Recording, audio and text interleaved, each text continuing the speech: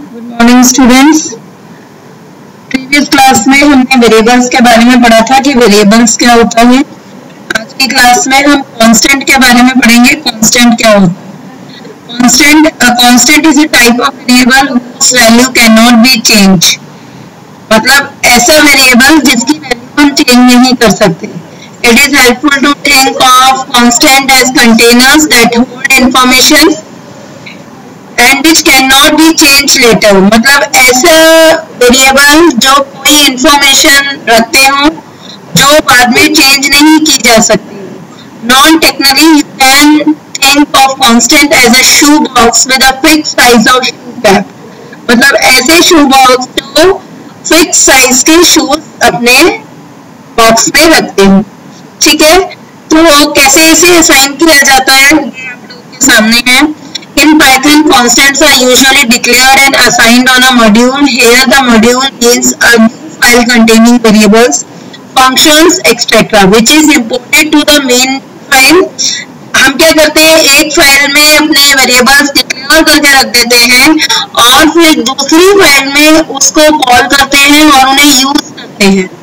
ठीक है, जैसे कि एक प्रोग्राम आपको दिखाई दे रहा है कि एक मैंने प्रोग्राम बनाया info.py का एक प्रोग्राम बनाया जिसमें मैंने दो वेरिएबल बनाए, जिसमें एक में अजय लिखा, एक में लिखा। फिर मैंने क्या किया, मैंने एक और प्रोग्राम बनाया मेन नाम से और उसमें मैंने उन्हें कॉल किया। तो दूसरे फंक्शन को ये एक तरीके से जो है ये हमारा कांस्टेंट बन चुका है। जब हमने इसे यहाँ पे बुलाया तो हमने किस कीवर्ड से बुलाया, इंपोर्ट से। मैंने इंपोर्ट से अपनी फाइल को इंसर्ट कराया इस सारे प्रोग्राम में। फिर मैंने कहा कि प्रिंट कर दो। क्या प्रिंट कर दो? जो वहां पे लिखा है। क्या लिखा है? एक वेरिएबल है नेम, नेम को प्रिंट कर दो जो भी नेम में लिखा है, और जो एज में लिखा है वो प्रिंट कर दो। अब क्या है कि इस प्रोग्राम में आप जो भी इन्फो के नेम वेरिएबल में लिखा है आप केवल उसे यूज करेंगे, चेंज नहीं करेंगे। ठीक है, तो इनसे ये क्लियर हो गया कि इन द अबव प्रोग्राम में क्रिएट अ constant.py मॉड्यूल। तो जो ये प्रोग्राम ऐसे वेरिएबल्स कांस्टेंट के रूप में बनाए जाते हैं उसे मॉड्यूल कहा जाता है। तो आगे आप पढ़ोगे और 9th में भी आपको थोड़ा सा हिंट दिया गया था कि मॉड्यूल क्या होता है। एक मॉड्यूल वो होते हैं जो बिल्ट इन होते हैं, जैसे मैथ्स हो गया और रैंडम हो गया, और ये ऐसे मॉड्यूल है जो यूजर डिफाइंड है, जो हमने बनाए हैं एक दूसरे प्रोग्राम्स में या अदर प्रोग्राम्स में यूज करने के लिए। ये नोट करना बहुत जरूरी है। In reality we don't use constants in Python. The global और constant module is used throughout the Python program. पूरे प्रोग्राम्स में, पाइथन प्रोग्राम्स में हम इसको यूज करते हैं। तो ये था कांस्टेंट। इसका एक प्रैक्टिकल भी करके देख लेते हैं। ये मैंने अपना आइडल खोला, ओपन किया। अब मैं इसमें इसी नाम का प्रोग्राम बना देती हूँ। नेम, ये मैंने एक वेरिएबल बनाया, name is equal to Ajay. ठीक है, फिर मैंने बनाया एज इज इक्वल टू 24। मैंने लिख दिया। अब मैं इस प्रोग्राम को रन करके देखती हूँ। वो कह रहा है कि सेव करो, तो मैंने कहा ओके, चलो सेव करने के लिए बढ़ते हैं। कहाँ सेव करें? हमारा एक मॉड्यूल हमने ऑलरेडी बना रखा है जिसमें हम प्रोग्राम बनाते रहते हैं। मैंने कहा इसी में आप सेव कर दो। मैंने इन्फो के नाम से ही इसे सेव कर दिया। आप कोई भी नाम दे सकते हैं, मैंने इन्फो का नाम ही दिया है सेव, सो दैट आपको क्लियर रहे कि हाँ ये प्रोग्राम काम कर रहा है। देखिए कोई आउटपुट इसलिए नहीं आएगा क्योंकि हमने प्रिंट ही नहीं कराया, लेकिन मेरा प्रोग्राम सही बना है, ये मुझे पता चल गया कि कोई एरर नहीं है। क्लियर? तो अब मैंने इसे क्लोज किया। अब मैं एक और प्रोग्राम बनाती हूँ और न्यू फाइल ओपन करी। अब मैंने इसमें क्या किया, मैं इसको इंपोर्ट करा ली। इंपोर्ट क्या इंपोर्ट करे? इन्फो के इन्फो नाम का प्रोग्राम है। ठीक है, इंपोर्ट इन्फो। अब उसमें प्रिंट क्या कराए? प्रिंट करा दे। ये फंक्शन ब्रैकेट होता है, आप लोग को बहुत अच्छी तरीके से मालूम है। प्रिंट क्या कराए? इन्फो डॉट, वहां पे जो लिखा है नेम, नेम एक वेरिएबल था, उसे मैं इसमें केवल प्रिंट करा रही हूँ। अब एक चीज का ध्यान रखिएगा कि जब ये चीज यहाँ पे प्रिंट होगी तो हमने इन्फ्लुएंस वेरिएबल को, जो मैंने अपने इस प्रोग्राम में वेरिएबल बनाया है, मैं यहाँ इसमें चेंज कर सकती थी, जगह यहाँ था, लेकिन यहाँ मैं इसे चेंज नहीं कर सकती। यहाँ केवल मैं इसे कॉल करा सकती हूँ, केवल मैं इसको यूज कर सकती हूँ। ठीक है, इन्फो चेंज कैसे करते हैं आगे आप पढ़ेंगे कि कैसे चेंज किया जाता है। Print info dot H, clear. अब मैं इसे रन करा देती हूँ, रन मॉड्यूल। ओके, कह रहा है सेव करो। फिर मैंने अपने के फोल्डर में जहां हम बनाते हैं, हमेशा पाथ वही रखिए, एक अपना फोल्डर बनाइए, उसमें सारे प्रोग्राम सेव कीजिए, जिससे कि फ्यूचर में आप उन प्रोग्राम्स को यूज कर पाए। मैंने नाम दे दिया मेन। मैं नाम मेन नहीं देती, मैं कांस्टेंट दे रही हूँ कि ये कांस्टेंट का एग्जांपल कांस्टेंट। ठीक है, मैंने कह दिया सेव, सेव हो गया, रन हो गया। देखिए जो मैंने इस वाले प्रोग्राम में डाला था वो चीज मेरी आउटपुट जब मैंने कांस्टेंट चलाया उसमें आई। तो इसका मतलब क्या है कि जो मेरी इन्फो की फाइल बनी वो मेरा एक मॉड्यूल बन गया, उसमें मैंने डेटा सेव कर दिया, लेकिन मैंने यूज कहाँ किया, जहां मैंने उसकी कोडिंग करी, जहां मैंने उसको कॉल किया। Is it clear? I think इस प्रोग्राम से आपको कांस्टेंट कैसे बनाया जाता है ये क्लियर हो गया।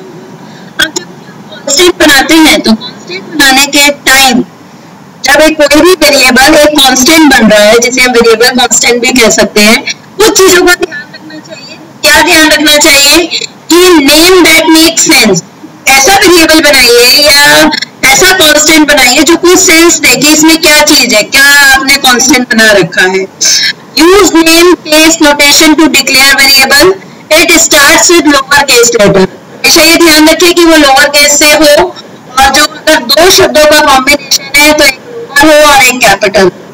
ठीक है, और अगर एक ही लेटर आप लिख रहे हो तो वो कैपिटल हो, इतना ध्यान रखिए। जैसे कि क्योंकि जब हम कोड लिखते हैं तो वी यूज स्मॉल लेटर्स, तो हमारे वेरिएबल जो है वो कैपिटल लेटर होने चाहिए। Never use special symbol. Special symbol कभी भी यूज मत करो। Constant and variables name should have combination of letters. अगर कॉम्बिनेशन ऑफ लेटर है तो एक लेटर स्मॉल हो, एक लेटर कैपिटल। जैसे यहाँ पे ये किया गया है, मेरा माउस कर्सर वहां पे जा रहा है, एक लेटर कैपिटल हो, एक letter small. Is it clear? और अगर आप दो लेटर्स लिख रहे हैं और उसे सेपरेट करना चाहते हैं, then you will use underscore. Is it clear to everyone? I hope यहाँ तक आपको कांस्टेंट कैसे बनाया जाता है ये क्लियर हो गया होगा। Now I move to data type. Data type is very important for programming language. क्यों? कहीं भी डेटा टाइप के बिना काम नहीं होता। क्यों? क्योंकि हमारे हर ऑब्जेक्ट का, हर चीज का कोई नाम होता है, बिना नेम कन्वेंशन के कुछ नहीं होता। ठीक है, तो ऐसे ही every value in Python has a data type. हर वैल्यू का, जो भी पाइथन में वैल्यू आप डाल रहे हो वो डेटा टाइप है, उसका कोई नाम है। क्योंकि पाइथन जो है वो ऑब्जेक्ट ओरिएंटेड लैंग्वेज है, और जब हम किसी ऑब्जेक्ट की बात करते हैं तो हर ऑब्जेक्ट का कोई ना कोई नाम होता है, किसी न किसी नाम से डिफाइन किया जाता है। दैट्स व्हाई हम भी पाइथन प्रोग्रामिंग में हर चीज का कोई ना कोई नाम रखते हैं, उसका कोई सेंस होता है। Data types are actually classes and variables are instance object of these classes. There are various data types in Python. बहुत सारे डेटा टाइप्स है पाइथन में, जैसे number, sequences, text and maps. ठीक है, नंबर में क्या क्या आता है? इंट, फ्लोट, कॉम्प्लेक्स, ये दो बार लिख दिया गया है, कोई बात नहीं। स्ट्रिंग, लिस्ट, टपल, ये सीक्वेंस में आता है। सेट्स में नंबर ऑफ आइटम्स एक साथ डाल सकते हैं। मैप, जिसको हम मैपिंग कहते हैं, की मैप्स होता है, ये डिक्शनरी की तरह होता है कि एक ही शब्द में बहुत सारी चीजें। ठीक है, या एक शब्द उसका कोई नाम, इस तरीके से। और इसे डीपली समझने के लिए वी मूव नेक्स्ट स्लाइड। देखिए, Python numbers, integer, long, float and floating. ठीक है, इंटीजर्स क्या होते हैं? 1 2 3 4 जो डालते हो, चाहे वो नेगेटिव में डालो चाहे वो पॉजिटिव। ठीक है, और उसके बाद में अगर हम नेक्स्ट स्लाइड पे जाएंगे तो ये तो था हमारा Python number. As a number के बाद में फ्लोटिंग पॉइंट जहाँ फ्लोट आ जाता है माइनस पॉइंट्स में जब हम लिखते हैं तो फ्लोटिंग पॉइंट्स कहलाया जाता है. When we are writing our numbers in decimals, then it concludes as a floating point. Is that clear? Now 7 none. This is a special data type with single value. None जो होता है वो single value के लिए होता है. True or false, yes or no. ठीक है? तो जो single value लेता है वो none में आ जाता है. ये बहुत इंपॉर्टेंट पॉइंट है, हमने पहले भी कर रखा है. If you remember your 9th class, in last 2 months we have worked on it. A sequence is an order collection of items indexed by positive integer. It is a combination of mutable and non-mutable data type. ठीक है, ये combination होता है, इसमें mutable भी होता है, non-mutable भी होता है. Mutable and non-mutable means जो डेटा हम कर सकते हैं, ऐसे सीक्वेंस जिसमें हम डेटा चेंज कर सकते हैं, ऐसे सीक्वेंस जिसमें हम डेटा चेंज नहीं कर सकते. तो हमारे सीक्वेंसेस 3 तरीके के होते हैं: string, list and tuples. That is two string. What is string? String एक तरीके का ऐसा डेटा टाइप है जिसमें ऐसा एक सीक्वेंस है जिसमें चेंज नहीं होता. Is it clear to you?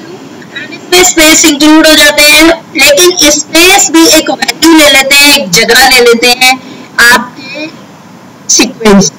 Is it clear? और लेटर्स और कैरेक्टर्स इसमें आते हैं. ये सिंगल कोट या डबल कोट से असाइन किया जाता है. आप डालते हैं इसे वेरिएबल में. आपने मान लीजिए सुधा डाला तो सुधा इज इन सीक्वेंस. आपने मोहिनी डाला, मोहिनी एक सीक्वेंस है जिसमें एम ने एक प्लेस लिया, ओ ने एक प्लेस लिया, एच ने एक प्लेस लिया. और इसमें आप उसके किसी भी स्ट्रिंग के बीच के वैल्यू को चेंज नहीं कर सकते. Is it clear? अब बताइए लिस्ट. लिस्ट हम पहले भी कर चुके हैं. इससे पहले जब हमने किया था मल्टीलाइन वाला जो काम किया था उसमें भी हमने ये ब्रैकेट होता है जिससे ये डिनोट किया जाता है. और second thing, then make changes in it. Third thing कि आप इसमें किसी भी तरीके का डेटा डाल सकते हो. स्ट्रिंग भी डाल सकते हो, न्यूमेरिक भी डाल सकते हो. Is it clear? अब बनाएंगे हमने ये ऑलरेडी बना भी रखे हैं. और इन सब के जब आगे इसे और डीपली पढ़ेंगे तो हम इस पर प्रोग्राम्स कैसे बनाते हैं या programme that we will learn in further programs when we will do practical of this. Right now you are doing theory and you should know what is this, what is a string, what is sequence, what is dictionary.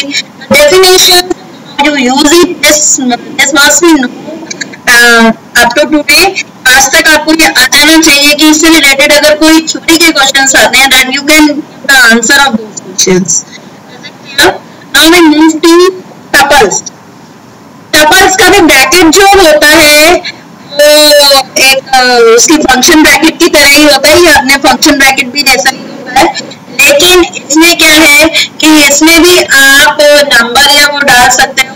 लेकिन जो इसका main है वो ये है कि ये immutable है, ये चेंज नहीं हो सकता, जैसा है वैसा ही रहेगा. ठीक है, इसमें और ऐड हो सकता है, लेकिन आप इसके सपोज ये टपल बना हुआ है 5 program 2.5 and I want to change the program. मैं चाहती हूँ प्रोग्राम की जगह में कंप्यूटर लिख दूं. I can't do it. मैं इसको चेंज नहीं कर सकती, ना मैं इसे डिलीट कर सकती, ना मैं इसे चेंज कर सकती. Is it clear? उसके बाद में आते हैं ना सेट्स. सेट्स जो होता है वो अनऑर्डर कलेक्शन ऑफ वैल्यूज होता है. ठीक है, सेट में आप वैल्यूज लेते हो अनऑर्डर, कुछ भी ले सकते हो, बट जब ये इसका आउटपुट दिखाता है तो वो क्या करता है, वो उसमें से डुप्लीकेट वैल्यूज को हटा देता है.